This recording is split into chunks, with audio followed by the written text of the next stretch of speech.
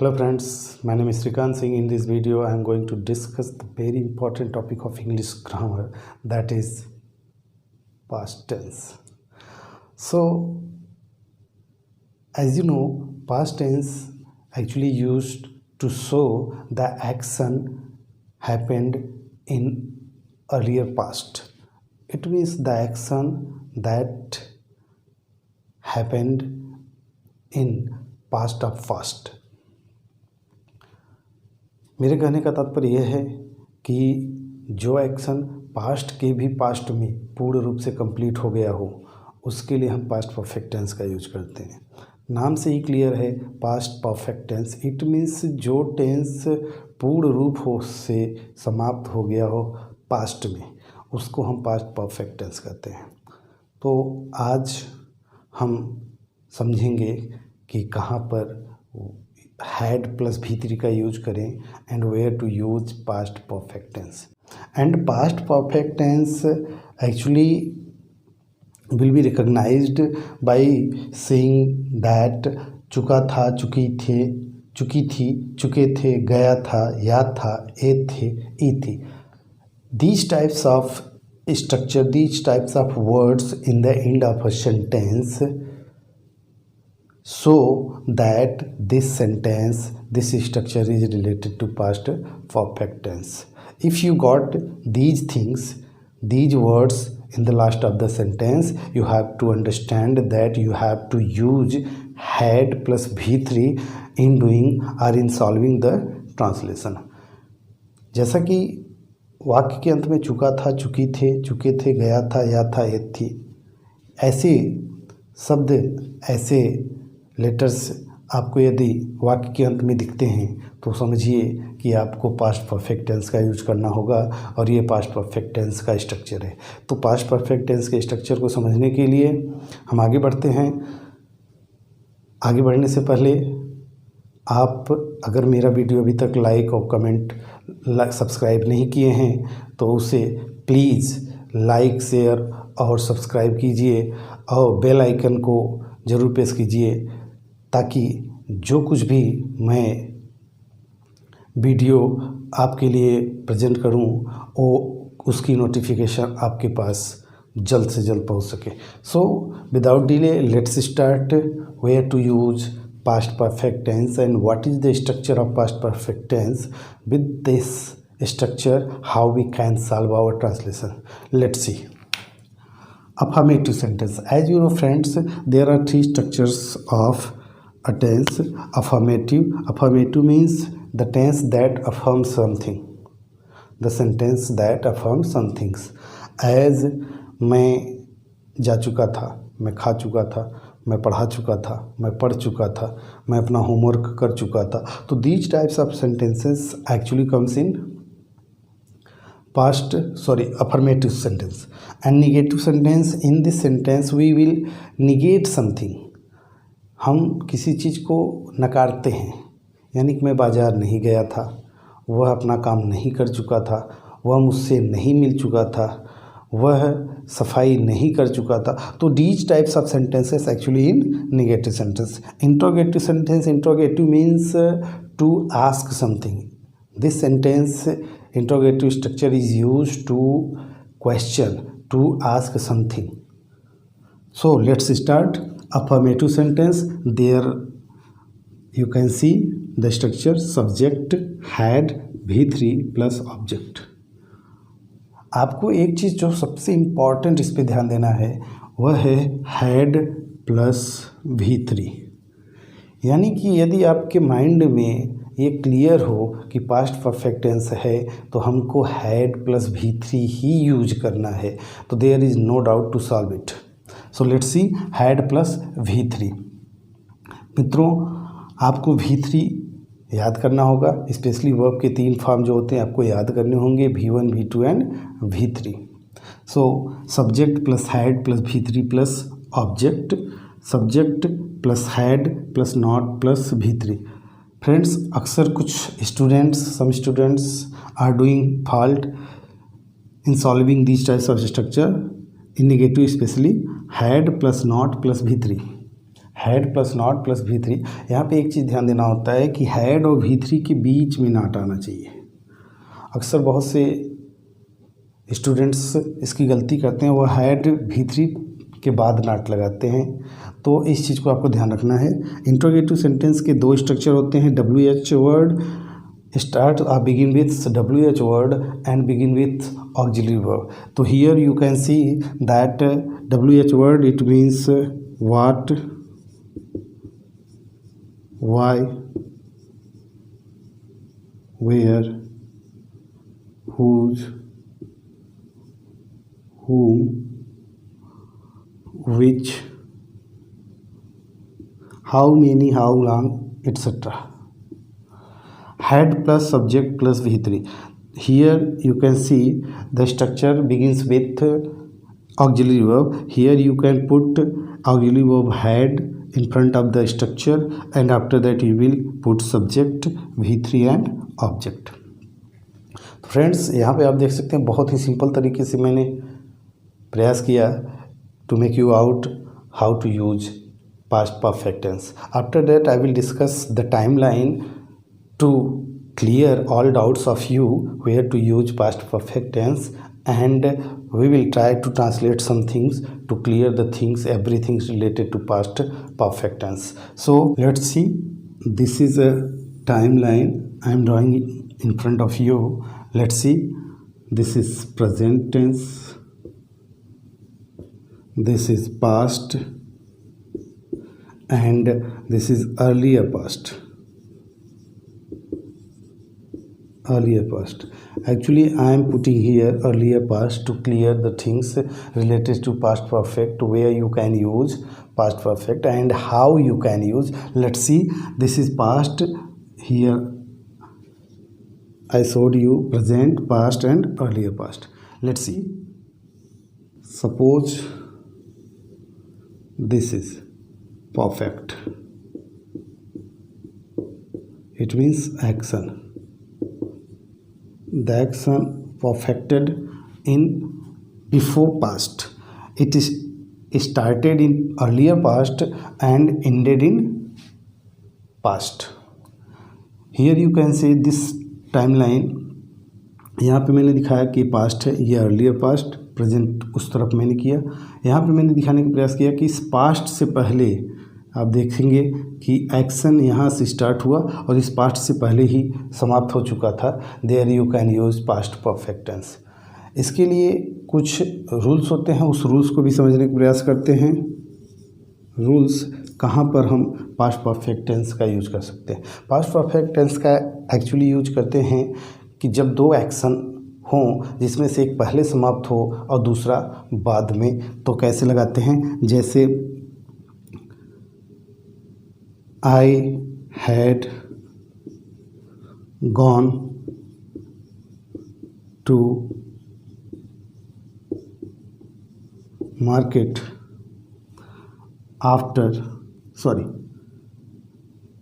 before I had gone to market before my father came. Second sentence देखते हैं। यहाँ पे मैंने बिफोर का सेंटेंस लिया। दूसरा सेंटेंस देखते हैं, the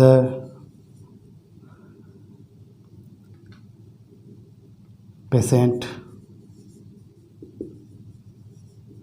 had died before the doctor came.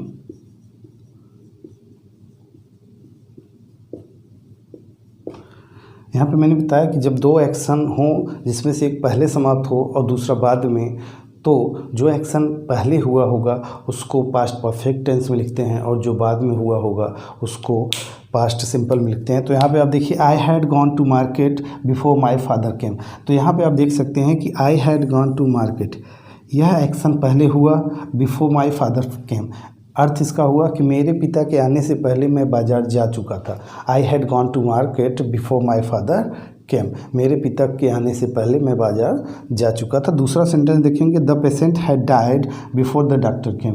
Doctor के आने से पहले रोगी मर चुका था, यानी कि मरने का काम, रोगी के मरने का काम पहले हुआ और डॉक्टर के आने का काम बाद में। तो आप यहाँ पे देख सकते हैं, this is the first action that completed and this is the second action. तो आप यहाँ पे एकदम क्लियरली देख सकते हैं कि जब दो कार्य साथ में हो, जिसमें से एक कार्य पहले समाप्त हो और दूसरा बाद में, तो पहले समाप्त होने वाले एक्शन को पास्ट परफेक्ट टेंस में और बाद में समाप्त होने वाले एक्शन को पास्ट सिंपल टेंस में लिखते हैं। Let's see some more structures. Specially इस टेंस का यूज हम अनरियल कंडीशन को शो करने के लिए भी करते हैं, to show unreal condition, to show unreal conditions, to show unreal conditions. As I wish I had been a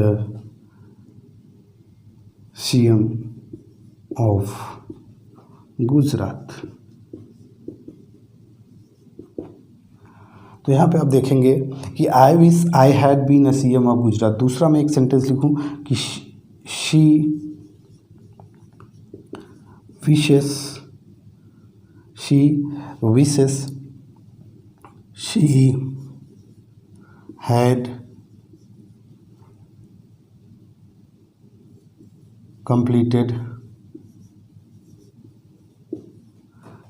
completed her PhD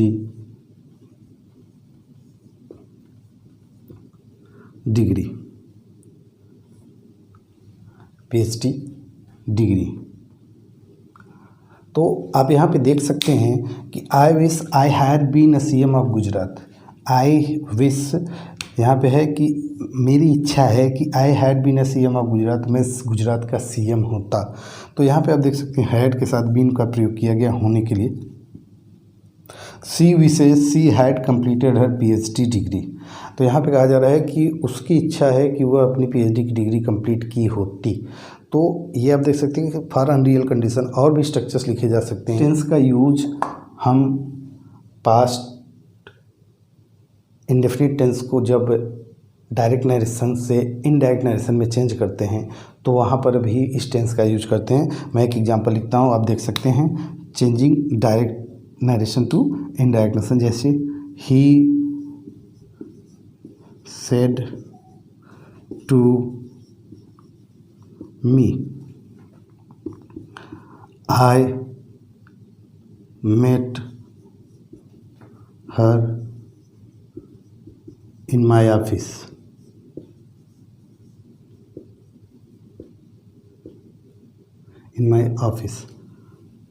inverted commas close करिए। अब यहाँ देखिए कि ही सेड टू मी, उसने मुझसे कहा।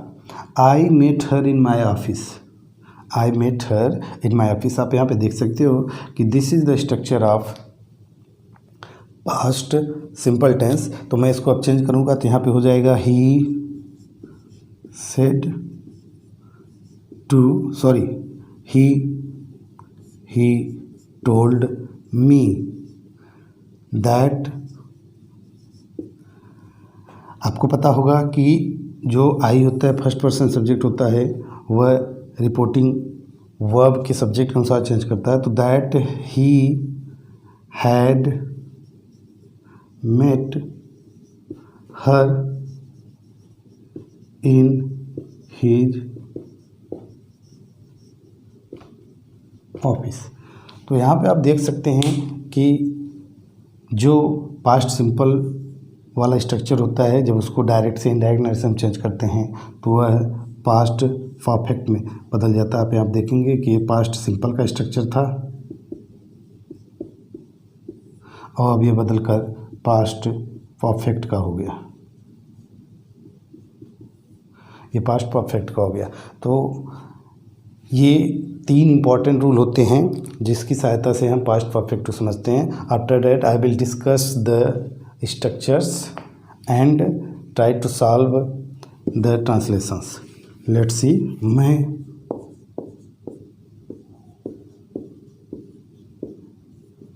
अपना काम पूरा कर चुका था। मैं अपना काम पूरा कर चुका था। आप यहाँ देखिए, आई हैड कंप्लीटेड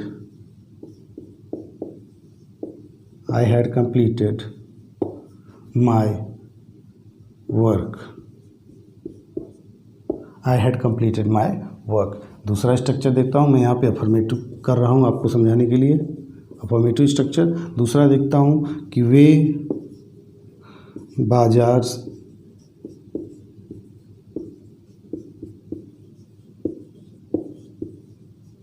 जा चुके थे। Let's see, they had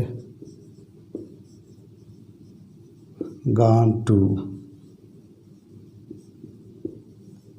market. They had gone to market. तो यहाँ पे आपको साफ साफ दिख रहा होगा कि कैसे ट्रांसलेट करते हैं। मैं, इसका सब्जेक्ट आई होता है, स्ट्रक्चर आपको पता है हैड प्लस V3, तो here you can put had, after that V3 and my work, अपना काम। अपना काम के लिए मैंने यहाँ पे क्या लिखा, my work. Let's see other example, वे बाजार जा चुके थे। यहाँ पे आप पहचान सकते हो कि this is tense of past perfect and you will put had plus V3, तो they the subject, they had gone, had plus V3 to market. तो आप यहाँ पे देख सकते हैं कि कैसे पूरा टेंस जो अफर्मेटिव सेंटेंस है उसको कैसे चेंज करते हैं। तो after that I will discuss negative sentence. क्या करें, निगेटिव सेंटेंस, तुम बाजार से किताबें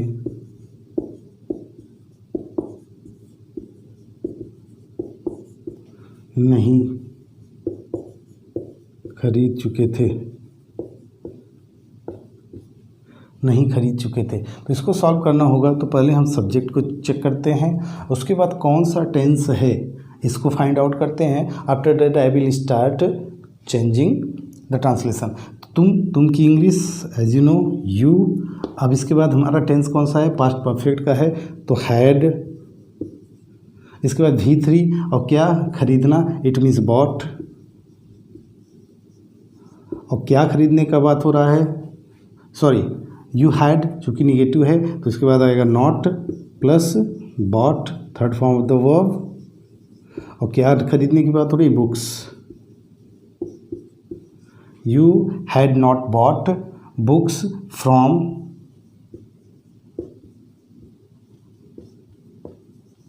मार्केट।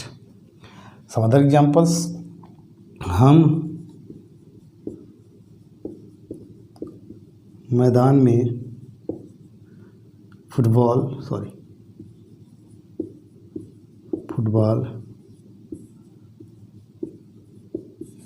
नहीं चुके थे। आप यहाँ पे करेंगे तो देखिए क्या हो जाएगा, we had not played football in the field. तो यहाँ पे आप देख सकते हैं कि किस प्रकार से एक निगेटिव सेंटेंस को, आपको सबसे इम्पॉर्टेंट थिंग्स आपको जो दिमाग में रखनी है वो है हैड और थर्ड फॉर्म के बीच में नॉट को रखना। यदि आप हैड और थर्ड के फॉर्म के बीच में नॉट को नहीं रखते हैं तो आप ट्रांसलेशन पूरी तरह से गलत कर देंगे। तो अब हम आगे बढ़ते हैं, तो देखते हैं कि कैसे हम इंट्रोगेटिव सेंटेंस चेंज करते हैं। Let's C sentence.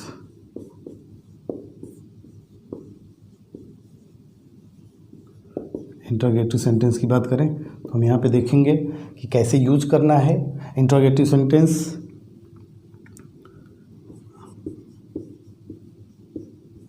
अपना होमवर्क क्यों पूरा नहीं किया था।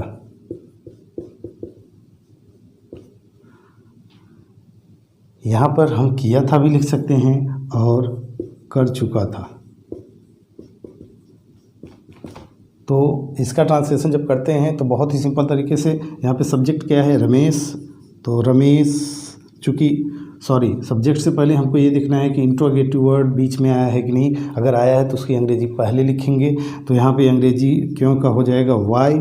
इसके बाद हम लाते हैं कौन सा हेड वर्ब है, यहाँ से ऑक्सिलरी वर्ब के हिसाब से, तो वाई हैड। आगे बढ़ेंगे तो हमको देखना होता है कि निगेटिव है और अफर्मेटिव, तो निगेटिव सेंटेंस है तो फिर इसकी अंग्रेजी लिखेंगे वाई हैड नॉट, इसके बाद हम सब्जेक्ट लाएंगे why had Ramesh not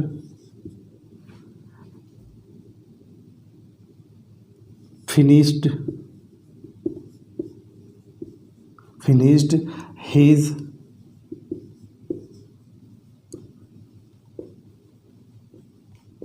homework. इसके बाद क्वेश्चन मार्क। दूसरा सेंटेंस देखते हैं, क्या तुम मंदिर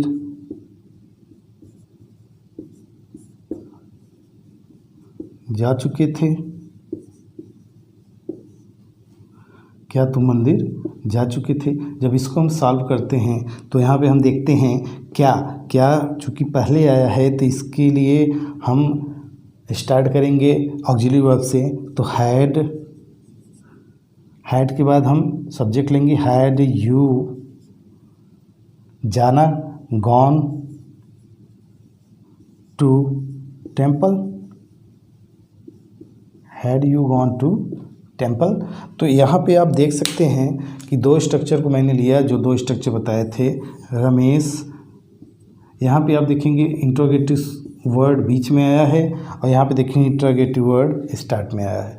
जब इंट्रोगेटिव वर्ड बीच में आता है तो उसकी अंग्रेजी सबसे पहले लिखते हैं, उसके बाद ऑक्सिलरी वर्ब, फिर सब्जेक्ट। इफ़ निगेटिव सेंटेंस है तो नॉट, यदि नहीं है तो नॉट न लगा के फिर उसके बाद वर्ब का थर्ड फॉर्म। इस तरीके से स्ट्रक्चर बढ़ता है। क्वेश्चन मार्क रखना ज़रूरी है, नहीं तो आपका सेंटेंस गलत हो जाएगा। तो क्या तुम मंदिर जा चुके थे, यहाँ पर भी देखिए the sentence begins with question word. There you can use had, the auxiliary verb first. After that you will put subject, third form of the verb and other. So this is the structure on which you can solve your tense related to past perfect tense.